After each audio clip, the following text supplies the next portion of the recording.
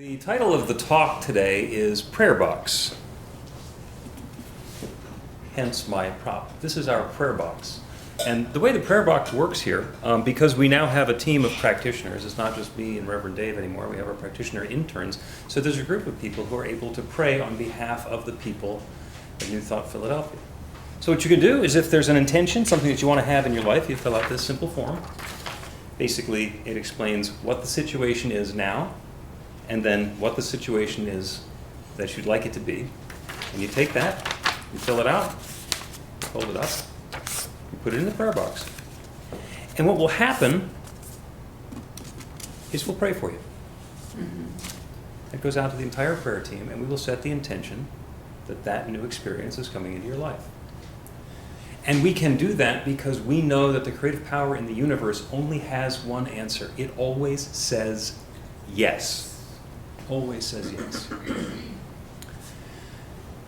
Between you writing down what it is that you want to experience and the universe saying yes, one of the things that happens is the prayer team will look at what you write down. And sometimes, and there's also contact information. We ask for your contact information because we may have a question about what it is that you really wanted. Because the answer is going to be yes. We're just going to check that the yes that you're asking for is the yes that you actually wanted. For example, if the person says, I want a pony, we may check to make sure that this person doesn't live in a fourth floor walk-up apartment. Because the pony experience, when it shows up, will not be that harmonious, shall we say. You know, maybe the person lives on a farm or runs a carnival, in which case we can know that truth and invite that new experience in, and along comes the pony, through a manner that nobody necessarily expected. It doesn't have to work the way that you think it's going to work. When we open ourselves to whatever that newness is, the universe says yes, in the same way as was described in the reading, that when we plant a radish seed, the soil conspires with nature and weather and everything else to bring about that crop. Now, it turns out that it's helpful if we know something about the crops that we're planting.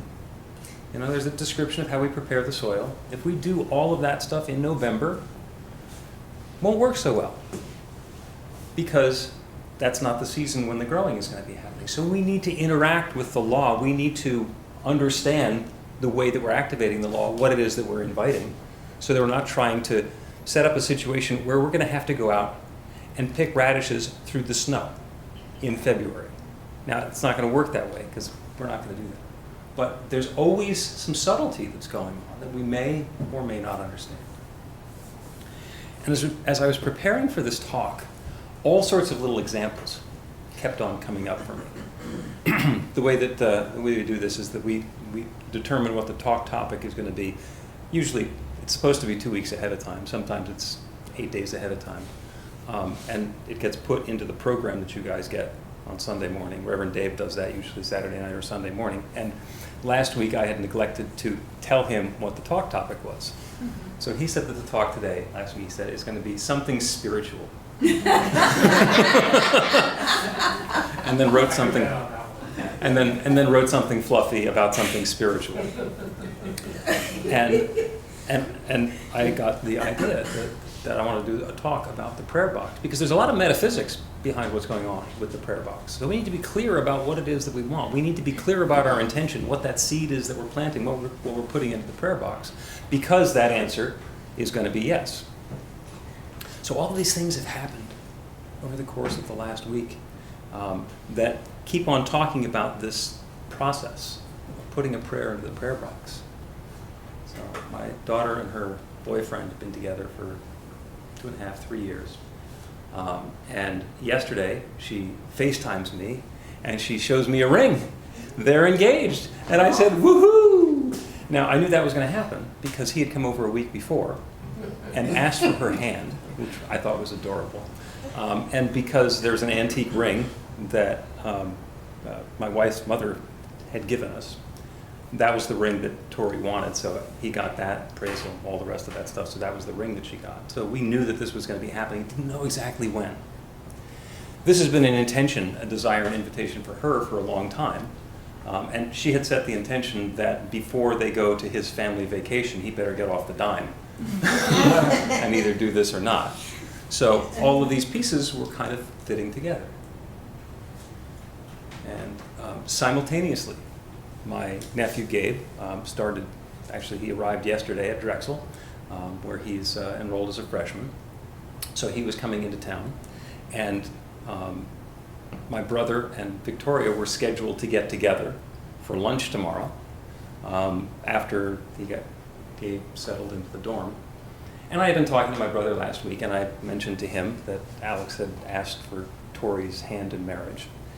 And there's this huge amount of fear in my family. Oh my God, what if Alex doesn't ask before they see each other? What if Dave spoils it? What if? This would be awful. It's like, we can't put the energy into the negativity. And I know why the energy was there. It was because 12 years ago, when the other one got engaged,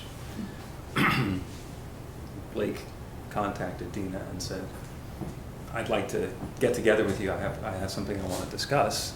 And she texted Leela and said, what does Blake want to talk to me about? And so she knew. So there's a lot of energy in my household about that. Because Blake and Leela had been discussing it previously. So didn't want to telegraph that, didn't want that to happen. So there's this huge amount of energy about, we don't want to have that happen, and what can we do to make it not happen, and all the rest of the stuff, and it's like, it's all going to be fine. It's all going to be fine. I took it to prayer. Just had my practitioner session with my prayer partner yesterday morning. I said, just put into there that we'd like this all to fit together perfectly. And I had texted my brother saying, hey, do you have a minute to talk? Because I wanted to be vague. I didn't want to have anything in writing that's saying this is what's going on, because I've seen Blake Edwards movies, and that's not the way to do this. That thing that we were talking about last week, I just want to make sure that when we get together, Tori, it doesn't come up, because he says, and he texts back, I don't know what you're talking about. So whatever it was, it had slipped his mind. So it wasn't even going to be an issue. But the universe always says yes. And because there was so much energy in my household about this, my nephew, who was coming down to Drexel to study culinary arts, found himself suffering from food poisoning on Friday night, Saturday morning. So his arrival was delayed. Turns out it wasn't food poisoning. Two of his friends had the stomach bug 48 hours previously. But there we are, thinking of the irony of the kid coming down for culinary arts and having food poisoning as he's beginning with that. And so the communication with Victoria that he's going to be late. And Victoria has always had a problem with understanding what irony is, because of that Alanis Morissette song. Isn't it ironic? And then all the things that she lists in the chorus aren't irony. They're just sad. So I mentioned that this was ironic. And she says, oh my God, Alex said the same thing. So inadvertently, she's learning what irony is in the midst of all of this. Oh, that's funny. The universe always says yes. And we have to do our part. So as we're learning in the Beyond Limits class, we want to be able to set those intentions, make those affirmations in a way that's powerful, positive, personal, and present tense. And you can probably understand the positive part right now. Positive is really important as we get into this. Something else happened this morning. I go to Sunday morning yoga class, and the woman who teaches it also teaches meditation. So she sometimes likes to throw in a quote or a poem or a reading or something. And today's was from Hafiz, Persian poet, who wrote, you have within you all of the ingredients to create a nightmare. Do not mix them.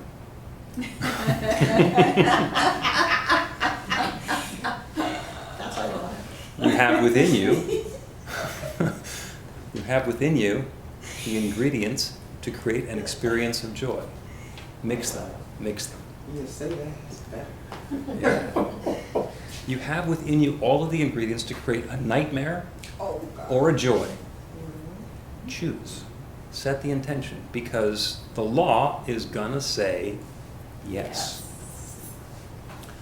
There's something else that's really important to do when you're taking your prayer and putting it into the prayer box. You have to let it go. Because as long as I'm holding on to that, I haven't turned it over to the creative law. It can't do anything yet. That's like holding the radish seed, saying, I'm going to have radishes. Well, you got to put them into the ground at some point. You got to let the law, you got to let the creative process go. You have to let it go. And letting it go doesn't just mean I'm going to plant them and then I'm going to check on them. Digging up the radish seeds while they're germinating doesn't really help.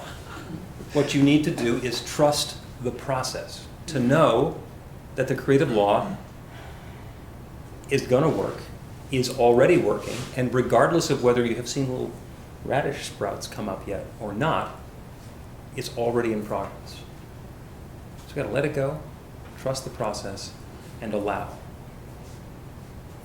Anybody ever had a problem letting something go? Yeah. Sometimes the things that we need to let go of are right there in the moment. I can turn this over to the infinite and not have to worry about it at all. Sometimes the energy of what we need to let go of is from weeks or decades prior. We are very powerful creators using this infinite creative power. We are guiding and directing it in the same way that you can pick up a garden hose and point it in whatever direction. And in front of you, the lawn is getting watered, and behind you, your family is not getting wet. Or you can turn the hose on the family if you choose. You get to choose. You get to choose. Not only do you get to choose, you have to choose. Because the law is always going to say yes.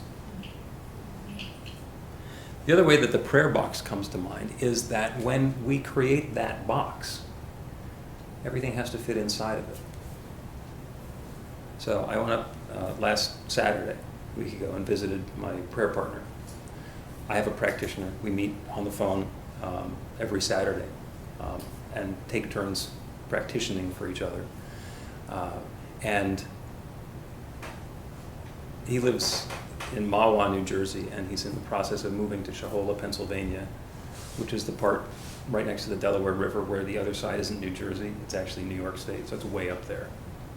So I went up and visited him, and he and his wife, who were from that area originally, bought this 3-season house, which they've turned into a 4-season house. They've done a year ago.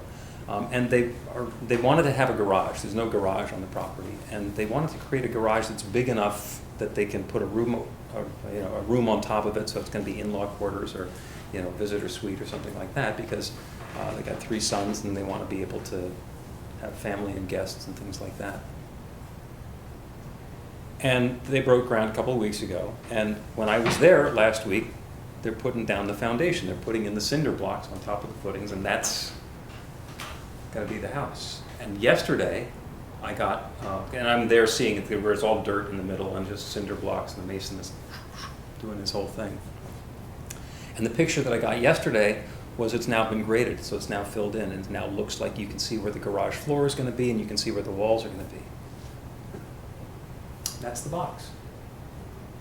For that house, for however long that house is going to be there, that garage, that's the box. And I had a conversation with John about, I could have made it, 32 feet or 36 feet or 24 feet. And, basically by making it bigger, it'd cost a little bit more.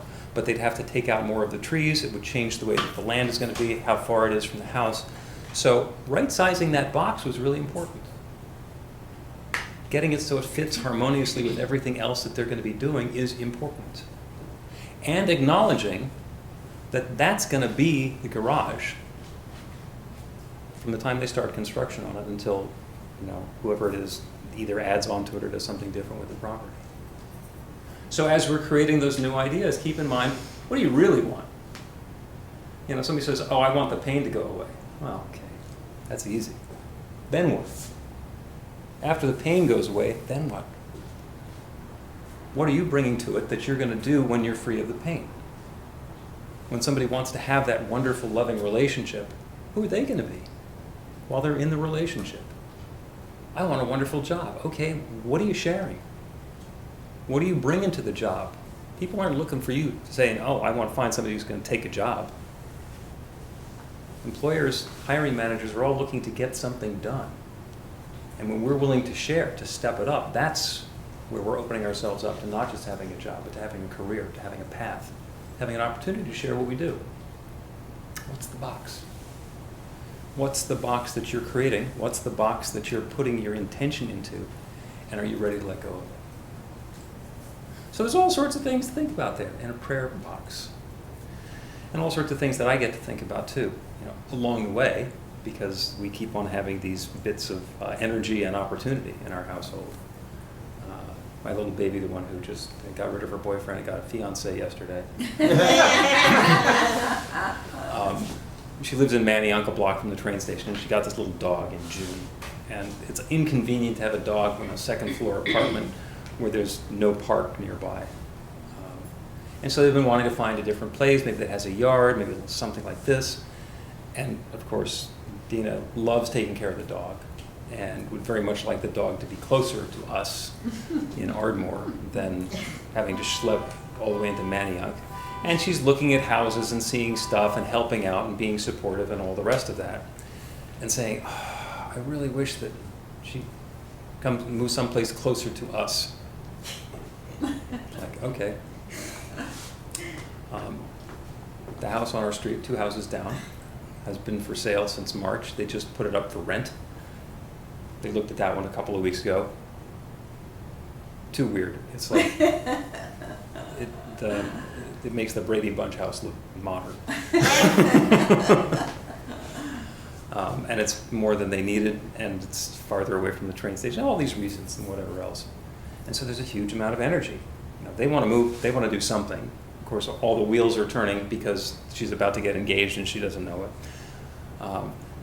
And there's a house in Ardmore, probably 3/4 of a mile from our house. It's 2 blocks from the train station. It's wonderful. It's got public parking that's available right there with a permit, and all the pieces come together, and they got their application accepted on Friday. And it didn't require any of the energy. So that's kind of what I'm bringing to it. It's like, okay, we can worry that it's not going to be a house in the right place and it's going to be too much money and all the rest of the problems. It's like, or we can turn away from the problems and say, perfect house, perfect opportunity, perfect way that all of the pieces are fitting together. That's the box. Now, I love to tell these stories and make it seem like I've got it nailed and everything works just perfectly for me, and that's because it's my story. And there are times when I'm dealing with a challenge as well. Something comes along and it doesn't, that's not what I want. That's not what I'm about. In some cases, it's just something turning sideways. In other cases, it's been a dark night of the soul where things have just been so bleak and so bad that I don't know how I'm going to possibly get out of it. And regardless of what the situation is, when it's something wonderful and delightful that I can be inviting, or some challenge that I need to transcend, the process is always the same. It's the prayer box. It's to be able to take that experience that I'm having, to take that experience that I'm inviting, understand where the pivot is, what I want to do to go from looking at the problem to looking at the solution, open myself up to the good, set an intention for it, invite the infinite to create that new experience, and then let it go. Because if I worry about it, that's like digging up the radish seeds while they're germinating. Let it go. And let the universe do what the universe does. The universe always says yes. The same thing works for you. You can do that today. You can do that by talking to Breen or to me after the celebration today. You can do that by putting a prayer into the prayer box. You can do that by joining the Beyond Limits class. You can do that by coming to the practical prayer workshop. You can do that by reading books, by working through your stuff, so that instead of looking at what you don't want, we can learn to pivot and invite what we do want. And what you do want is important. If your life is going to be harmonious with a pony, let your pony be. And if it turns out that you just want to visit a pony, let that happen. The good is available right here, right now, and always, and you deserve it. So it is. Thank you. So it So is. it is.